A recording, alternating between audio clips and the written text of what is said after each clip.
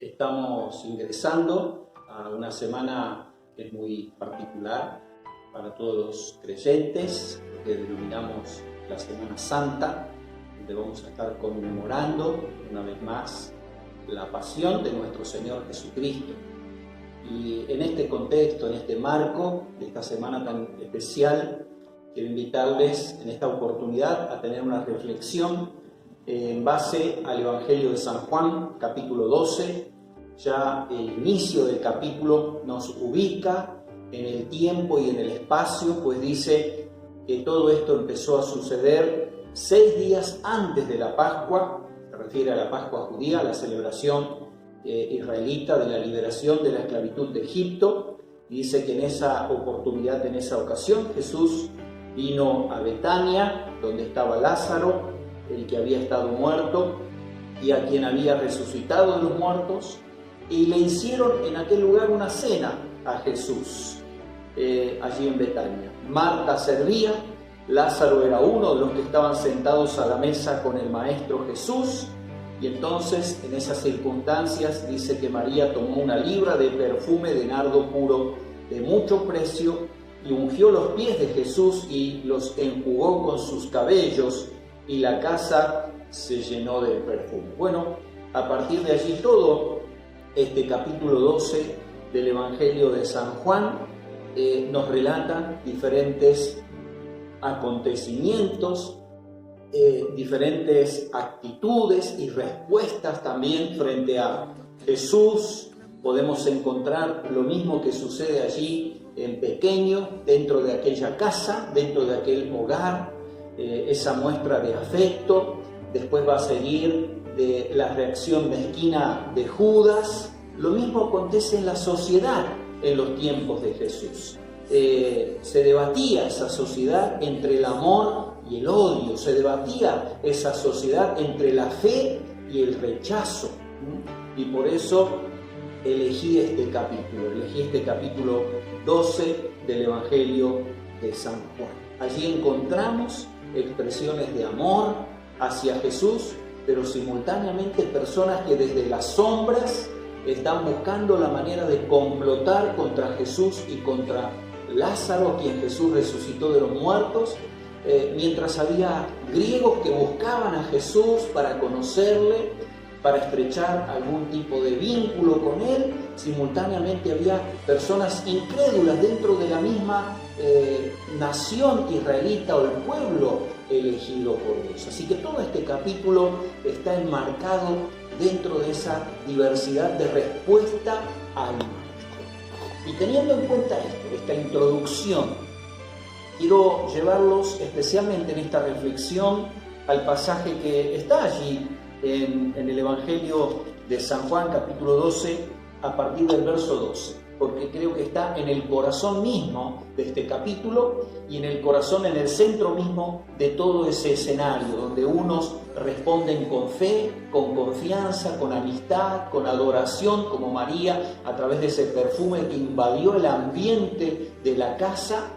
y por otro lado la respuesta del rechazo de aquellos que inclusive empezaron a pensar en la posibilidad de dar muerte a Jesucristo. En el centro de esa escena está este relato, San Juan capítulo 12 a partir del verso 12. Dice: el siguiente día, ya faltarían entonces nada más que 5 días para la Pascua judía, dice, grandes multitudes que habían venido a la fiesta, al oír que Jesús venía a Jerusalén, tomaron ramas de palmera y salieron a recibirle, y clamaban: Hosana, bendito el que viene en el nombre del Señor, el Rey de Israel.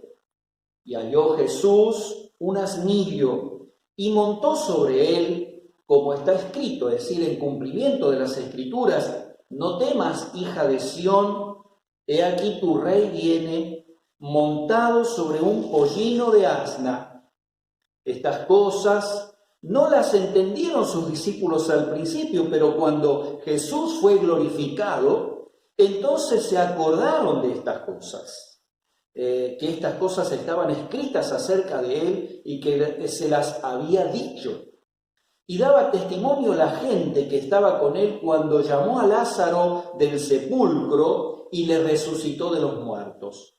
Por lo cual también había venido la gente a recibirle, porque había oído que él había hecho esta señal, es decir, este milagro. Pero los fariseos dijeron entre sí: ya veis que no conseguís nada, mirad, el mundo se va tras él.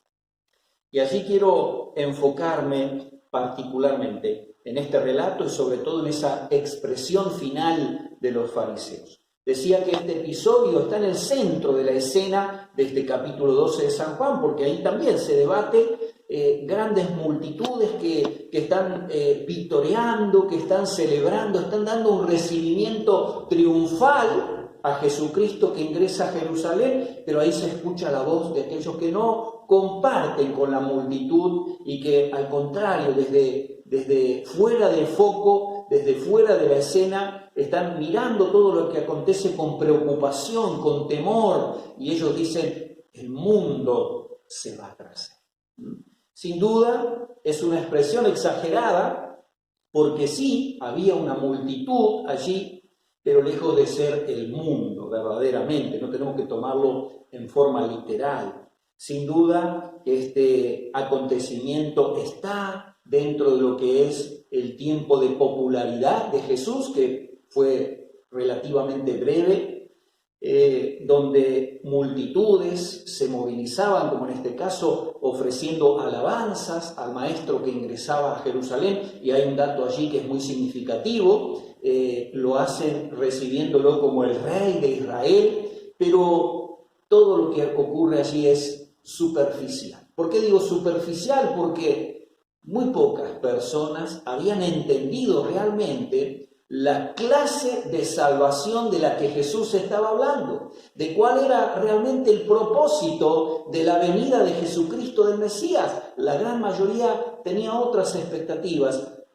por lo cual pocos días más tarde la gente reaccionaría completamente de manera diferente, y mucha de esa gente tal vez estaría después delante de Pilato reclamando que Jesús fuera crucificado. Por eso digo que fue un acto superficial. Aquella gente que allí aclamaba a Jesús y celebraba la entrada triunfal de Jesús a Jerusalén, no lo hacía realmente con convicción.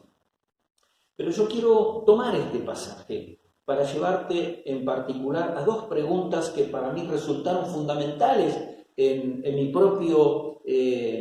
propia meditación del texto. En primer lugar, me preguntaba: hoy en día, año 2020, en plena cuarentena, donde el país entero y donde el mundo entero inclusive está afectado por una pandemia de proporciones pocas veces vista, como es el coronavirus, la pregunta es: hoy en día, ¿tras quién o tras qué, también podríamos preguntarnos, va este mundo? ¿Detrás de quién? ¿Detrás de qué se mueve el mundo en el que nosotros ahora vivimos? ¿Podríamos decir que hoy el mundo va detrás de Jesús? Yo creo que no, pienso que no. Me parece que no sería errado decir que grandes proporciones del mundo que nosotros habitamos no va detrás de Jesús. Para empezar, prácticamente la mitad del mundo, o tal vez más de la mitad del mundo hoy en día, de los habitantes del mundo, siguen otras religiones completamente diferentes. Grandes proporciones de la población mundial no conocen a Jesús.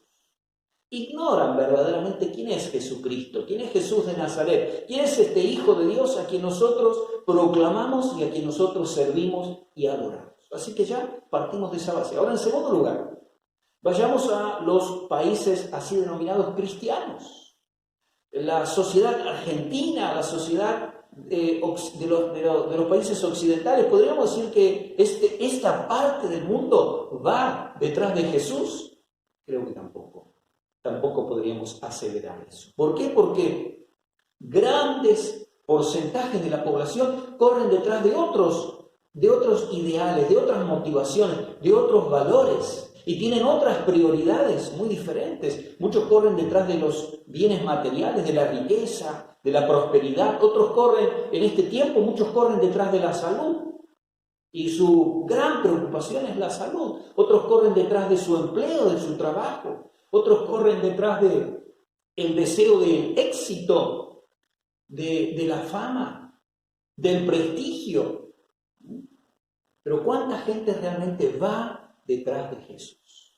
¿Cuánta gente realmente como María daría todo por Jesús? Y estaría dispuesta, ¿cuánta gente estaría dispuesta a un acto supremo de amor y de servicio hacia Jesucristo?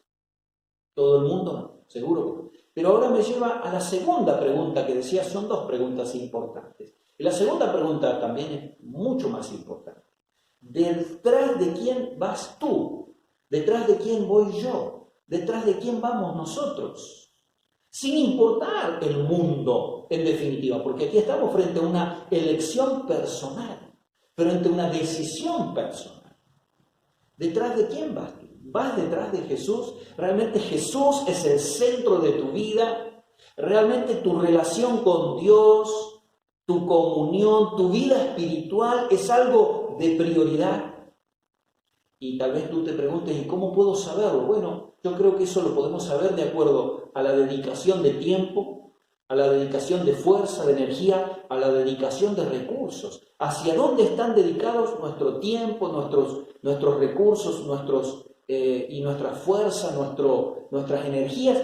Va a determinar detrás de quién vamos. ¿Quién nos motiva? ¿Quién nos inspira? ¿Quién está verdaderamente ocupando un lugar central en nuestra vida? Y yo quiero animarte en esta semana que denominamos Santa, una semana donde vamos a conmemorar particularmente los padecimientos de Cristo en el Calvario, donde Él obtuvo nuestra redención con su propia sangre.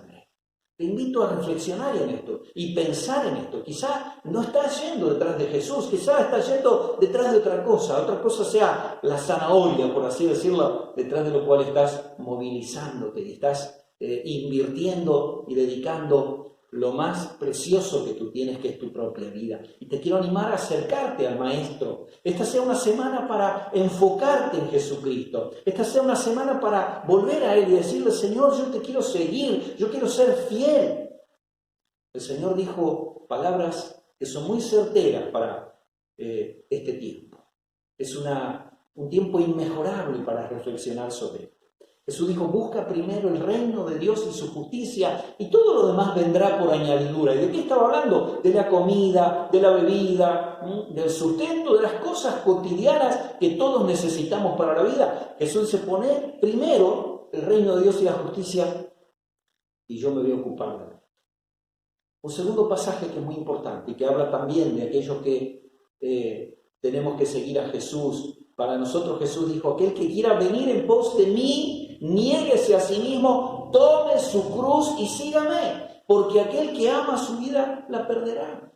Pero aquel que está dispuesto a invertir aún su propia vida por causa de mí, por causa del Evangelio, va a salvar su vida. Si queremos seguir a Jesús, queremos ir en pos de Él, esas palabras son claras. Y un tercer pasaje que es muy importante también está aquí en San Juan, el capítulo 8, el versículo 12 del Evangelio de San Juan. Jesús dijo también así, Jesús pronunció estas palabras. Jesús dijo, yo soy la luz del mundo, el que me sigue no andará en tinieblas, sino que tendrá la luz de la vida. Si estás siguiendo a Jesús, la luz va a resplandecer y la luz vence a las tinieblas. El que me sigue no andará en tinieblas, sino que tendrá la luz de la vida. Te animo, te aliento a través de esta reflexión a seguir a Jesús, a poner a Jesús primero, que sea una prioridad máxima en tu vida. Y eso te va a llevar a experimentar la luz de Dios, la luz de Cristo, la luz del Evangelio en tu vida. Y también de esa manera Dios no te va a fallar, no te va a defraudar. Al contrario, Dios te va a llevar a poder alcanzar todas las bendiciones que Él tiene para tu vida. Dios te bendiga, que tengas una buena semana para seguir meditando en la palabra de Dios, para seguir nutriendo tu fe en las Escrituras, para seguir conectado con el cielo a través de la oración. Una semana también para estar ayunando, como lo venimos haciendo una vez por semana, un día de ayuno, para buscar ese avivamiento espiritual personal y también grupal. Que Dios te bendiga.